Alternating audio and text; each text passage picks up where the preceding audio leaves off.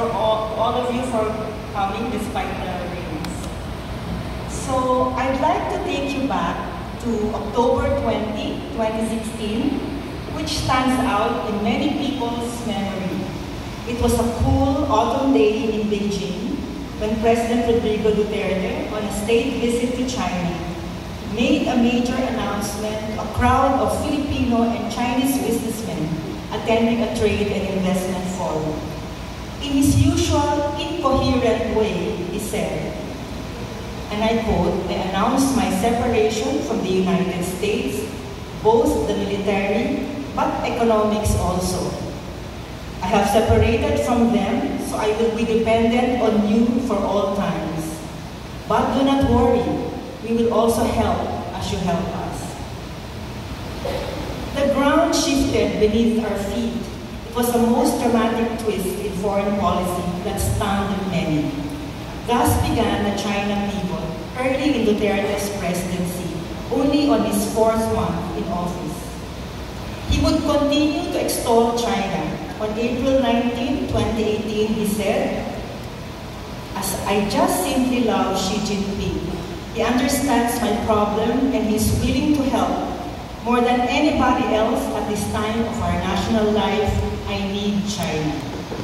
And on May 31, 2019, swept by his fondness for a giant neighbor, he declared, "I love China."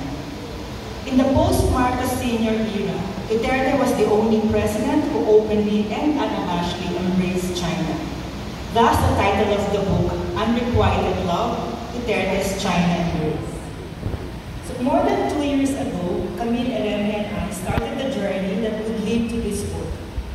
I remember our first out-of-town field work was in Nueva Ecija, in a sprawling military camp where the 10,000-bed mega drug abuse treatment and rehabilitation centers stood. It was the symbol of China's huge support for Duterte's centerpiece program. But as you will read in the book, it was a mega hype.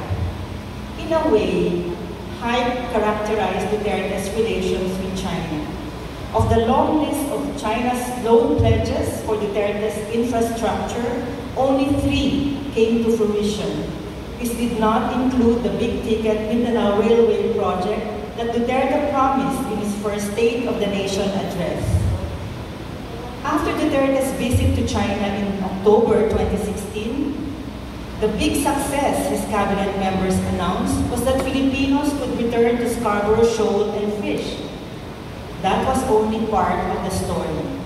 Yes, our fishermen could fish, but it was on again and off again. They were at the mercy of the Chinese Coast Guard. This, despite the International Tribunal's ruling that Scarborough Shoal is a traditional common fishing ground of Filipinos, Vietnamese, and Chinese. Unrequited Love chronicles more of these stories that show a one-sided affair. A kind of love story that took place amid the backdrop of waves of Chinese intrusions in the West Philippine Sea. But here's the comforting thought. In the end, Duterte failed to rally the country toward China. Various government institutions pushed back, from the armed forces to the security and diplomatic establishment. This, combined with the unpopularity of Duterte's pro-Beijing stance, thwarted his epic attempt. The book includes an epilogue that chronicles the ripples of change under President Bongbong Marcos. It's still a story in progress. Our relations with China, however, is a story that will be with us for generations. Thank you and good afternoon.